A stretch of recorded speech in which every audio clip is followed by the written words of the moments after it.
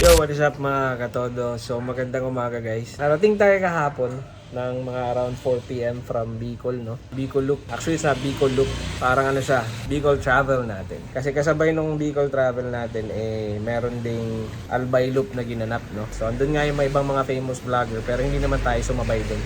Nagkataon lang talaga yon, gawa ng nag-long weekend at naaya tayo ng Timog Brothers, Sydney Timog and Spencer Timog. Maraming salamat. Shoutout sa inyo guys sa pag-sponsor ng ating ride. Siyempre sa buong Timog family, maraming salamat. So ang gagawin natin ngayon guys, maglilinis tayo ng motor. Kasi papakita ko sa inyo kung bakit.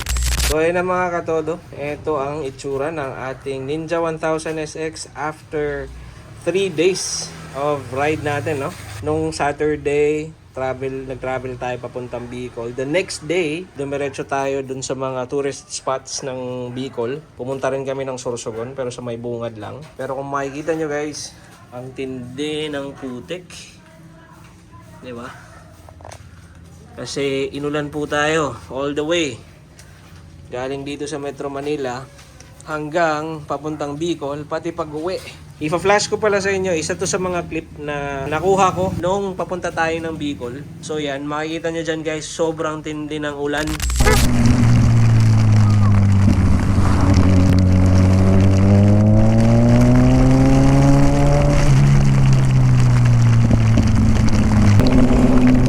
Grabe, tindi. Sobrang lakas. Wala na ako makita guys. Zero invisibility. Zero visibility yan. Galit na galit ang ulan dyan. Parang may tig-5 pisong nalalaglag sa helmet ko. So ngayon, lilinisin muna natin to. So ang unang gagawin natin mga katodo, bago natin i-flash yung mga putik, ang gagawin natin is pasabunin muna natin. Pero yung sabon, hindi muna natin pupunasan para lang mag-loosen up yung mga putik. Siguro iiwan natin ng mga around 15 minutes. Tsaka natin i-flash. So ito lang, may nabili akong sabon sa Lazada Gaming, car shampoo. So itong gagamitin natin. Tapos itong ating spray. Diba? Mga katodo, pag ganyang mukhang espasol na, hayaan lang muna natin ng mga 15 to 30 minutes. Or kahit na 15 minutes lang siguro, okay na yun. Para mag-loose lang yung kapit ng putik. Tapos saka tayo mag-dinis ng chain. Tapos magsasabon na naman ulit tayo, and then tsaka natin punasan. While nagsasabon. Alright? Okay guys, so makalipas ang 15 minutes, balatan na natin.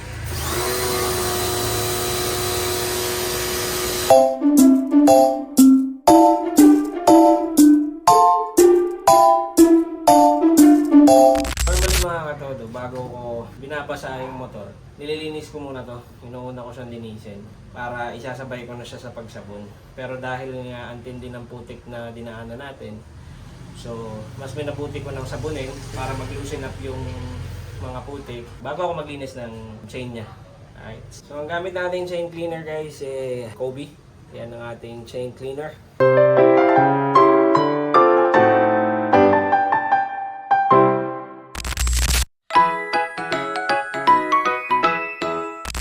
So, tapos na ang pagpupunas at sabon. Flash na naman natin. Tapos pag may nakita tayo, ulitin natin.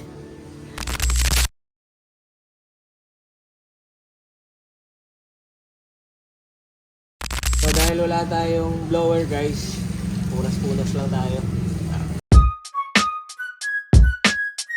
Alright mga katodo, ilulub na natin ang ating kadena para hindi siya magkalawang. At syempre para naman sa longevity ng ating chain kasi mahal yan. So ang ginagawa ko, itong pinagpunasan kong microfiber, yun yung ipangpupunas ko rin sa chain para at least tuyo siya bago natin ilub. Ginagawa ko, palayo dapat para hindi tayo maipit. So after na yan, ilulub na natin. At para sa ating chain lube mga katodo, ang gagamitin natin ay Extreme 1. O ayan, ibababa na natin to, tapos i-check naman natin yung mga lights, signal lights, brake lights, busina, lahat. Para alam natin, baka mamaya may nag-short, para sure lang. Anda rin na natin. Ayan guys, so check na natin yung mga lights, no? Kung nagana. Yan nyo guys, umuusok, oh. Steaming hot. Okay, nasa 83 degrees. Ito pala yung ano natin, yung total na trip natin sa Bicol Loop or sa Bicol travel natin, no? 1,109.9 kilometers. So yan lahat ang tinakbo natin since Saturday until umuwi tayo, no? So 3 days yun na sunod-sunod. So check natin ang ilaw. Left. Okay, gumagana naman. Alright. Then right. Yan, gumagana naman. And yan, gumagana naman. Hazard natin.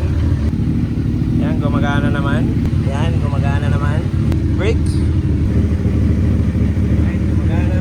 Sa handbrake, foot brake. Foot brake naman. Passing light. Okay. High beam. Okay, gumagana naman. Siyempre ang busina natin kung gumagana pa. Alright.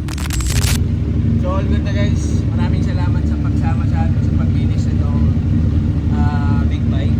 And gusto ko lang ulit magpasalamat sa Timog Brothers and Timog family sa pag-sponsor ng ating ride sa Bicolandia, no? Sobrang natuwa tayo at sobrang saya natin. At dagdag experience yun bilang isang rider, motorcycle rider. Mas lalo kong nakilala ang motor ko.